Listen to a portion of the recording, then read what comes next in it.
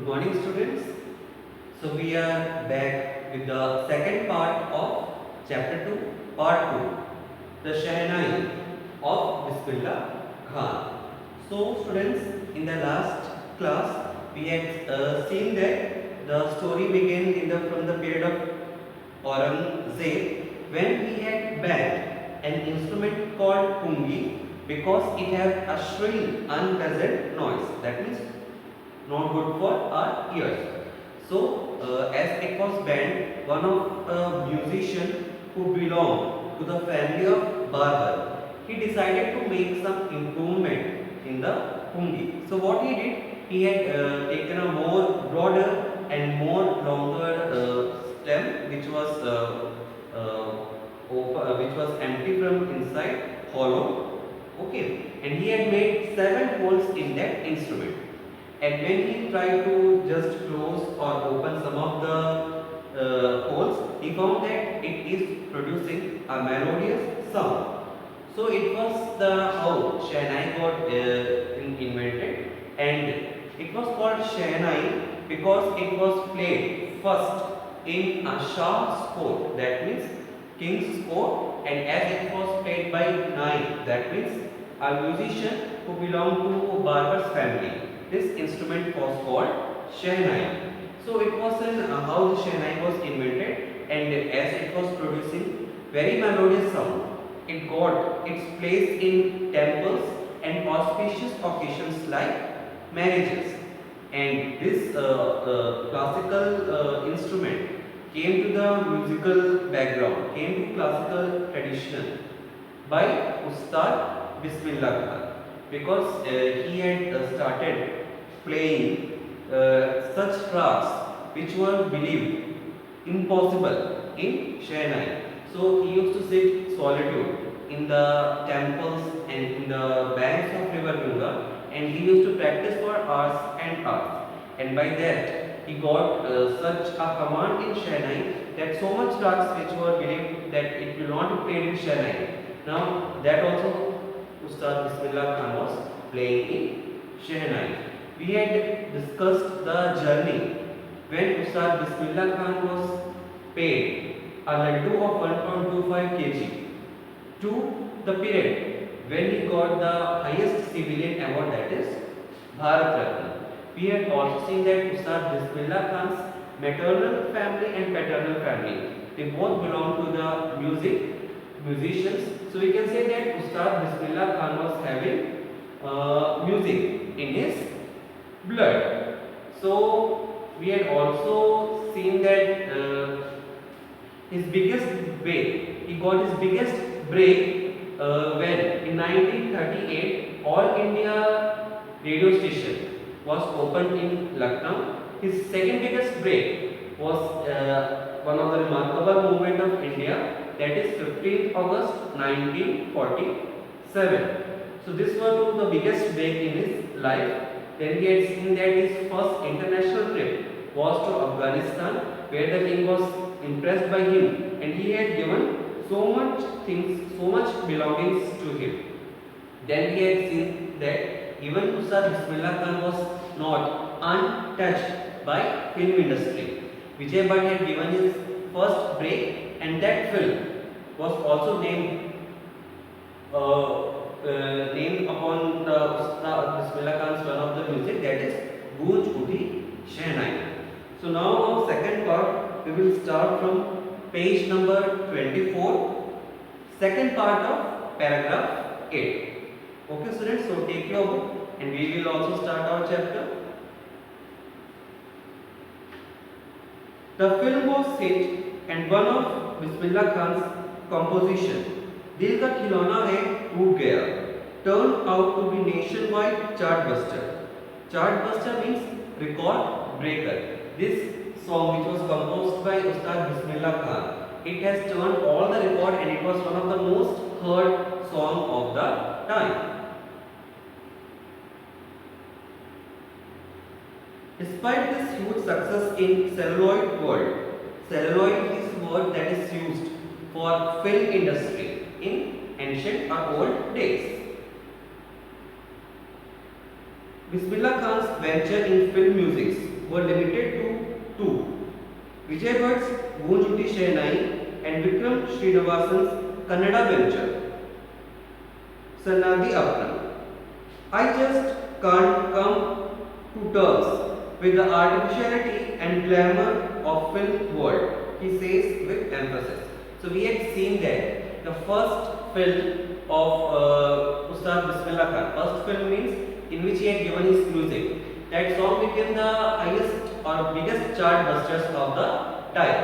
But it was said that he was, means in throughout his life, he was not interested much towards film. So that is reason throughout his life he had given or he had made composition for only two films. One was Vijay Bhatt's film Dil Ka Khilona Hai, which was an Hindi film, and the second project or venture का मतलब project, okay. And the second venture or project was a Kannada film in which Srinivasan had the direction was under Srinivasan, and the name of film was Sannadi Apna. The reason Ustad Bismillah Khan decided that he will stay away from the film because he believed that the film industry is full of glamour and artificiality. Artificiality because we can say that Ustad Bismillah Khan is one such person who liked natural surroundings. We had seen that he used to sit in the banks of river Ganga. He used to sit in the temple. That means he liked very real, natural, cultural place to sit and practice. So that was one reason that he decided that although the two films in which Ustad Bismillah Khan had given his composition, they were the highest chart busters, they were the record breakers, but still he decided that he will not devote his life in the film industry, but he was not happy with the film industry. So he moved out of it and he again started practicing his Shehnai. Paragraph 9. Awards and recognition came thick and fast. Bismillah Khan became the first Indian to be invited to perform in the prestigious Lincoln Center Hall in United States of America. He also took part in the World Exposition in Montreal, in the Cannes Art Festival and in Osaka Trade Fair. So well known did he become internationally that an auditorium in Tehran was named after him. That is Tasar Ustad Bismillah Khan. So paragraph 9. Paragraph 9 is saying all about the international achievements of Ustad Bismillah Khan. We had seen that his first trip was to Afghanistan with, for his musical concert. After that he became an internationally recognized personality, that too in the industry of the music. So he was first Indian who was invited to give his presentation in one of the prestigious Lincoln Hall in United States. So during 1950s, when we Indians were believed to be very poor, you can see that he got an invitation from the whites in the United States to give his presentation. So that was the spirit of his music, which was spread and arose in the every part of world. Apart from this, he was also invited for the Osaka Trade Fair, the Montreal exposition in Japan. In this way, he was invited everywhere. Moreover, in Tehran, one of the auditorium means a hall जहाँ पे बहुत सारे कुछ meetings या फिर international concerts होते हैं. Even it was named after the name of Ustad Bismillah Khan. So this was impact of an Indian musician who played Shehnai. This was the impact all over the world, not only in India.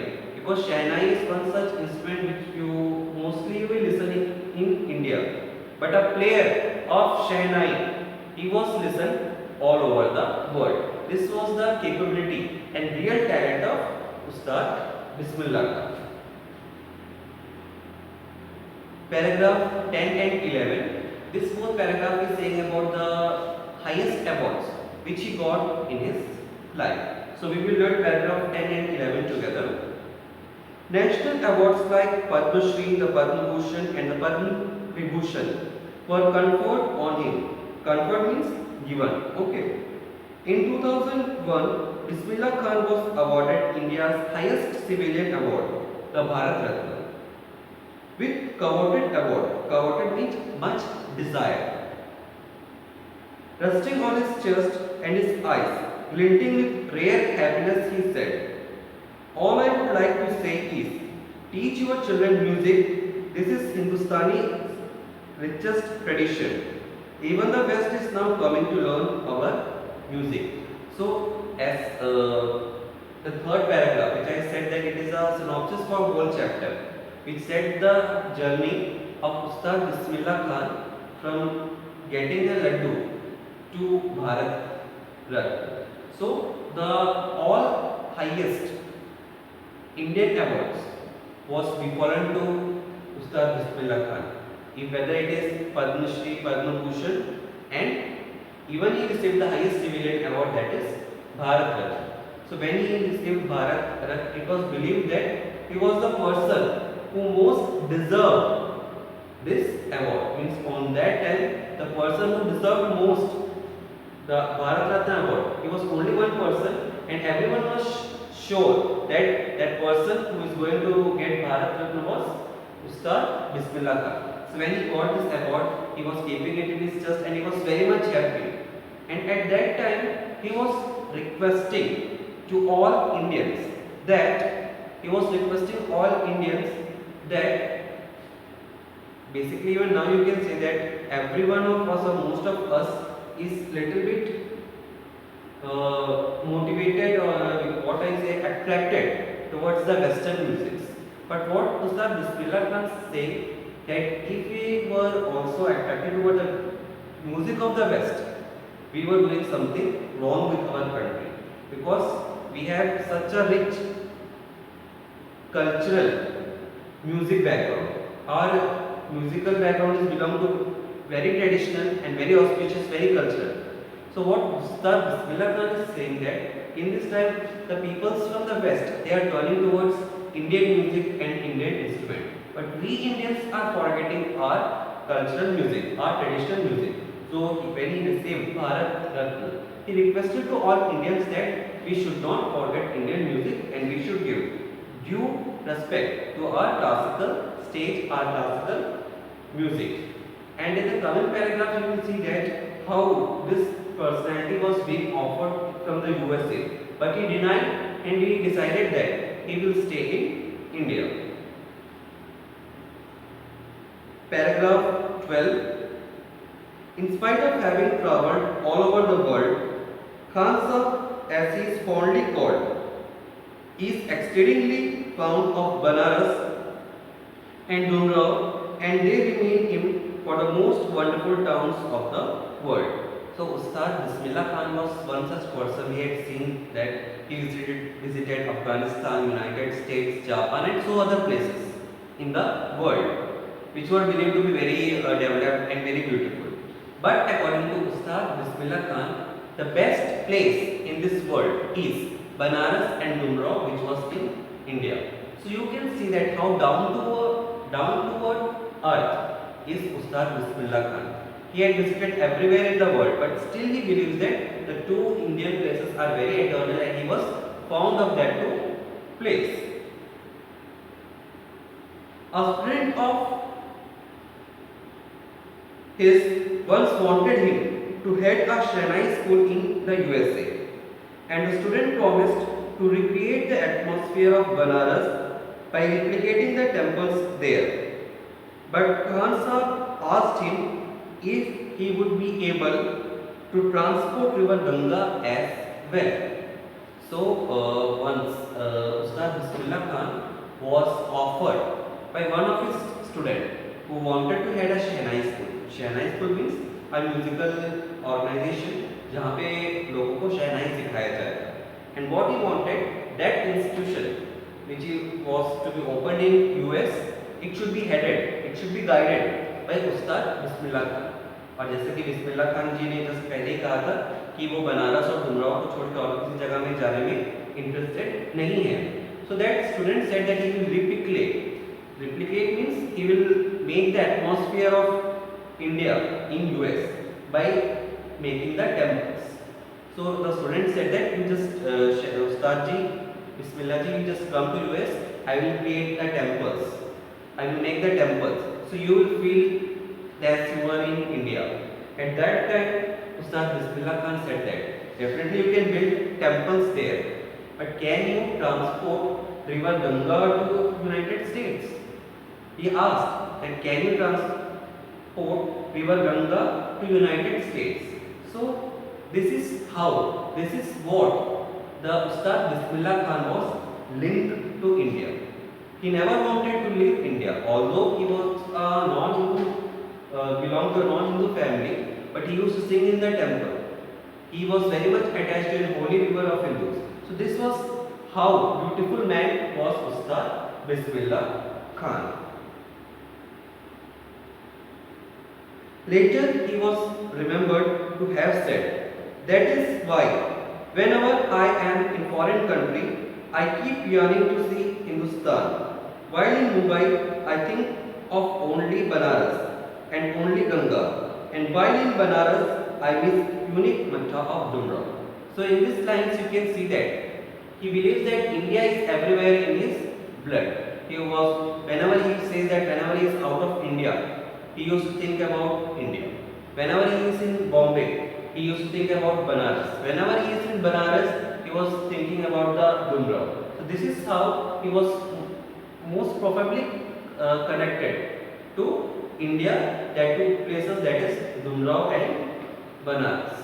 Although the whole world wanted Ustad Bismillah Khan to come to their place, but Ustad Bismillah Khan always preferred to live in India. In your book, in page number 25, you can see a red box that I am going to read now. Shekhar Gupta, when partition happened, did not you and your family think to moving off to Pakistan? While the interview was taken, one of the interviewee, who was Shekhar Gupta, he asked that when the India was partitioned, you belong to a Muslim family, then why you have not migrated to Pakistan? The answer is very unique and very touching. Listen it carefully, and if you have book with you, please read it. Bismillah Khan, God forbid me leave Banaras. Never I went to Pakistan once. I crossed the border just to say I have been to Pakistan. I was for about an hour. I said Namaskar to Pakistan and Salam Alaikum to Indians. I had a good laugh. So you can see that although he was and belonged to a Muslim family, but he was very much touched by India. He was very much touched by Indians. He was very much touched by Indian music. He was very much touched by Indian temples. He was very much touched by holy sacred river Ganga. So this is what our Ustad Bismillah Khan is. Paragraph 13. Ustad Bismillah Khan's life is a perfect example of rich cultural heritage of India, one that effortlessly accept and devote Muslim like him can very naturally play Shehnai every morning at Kashi Vishwanath temple. So he was a true Muslim. He was not. We cannot say that he was not fond of Muslim in the religion. He was fond of. He was a true Muslim, but still he used to play in the Vishwanath temple.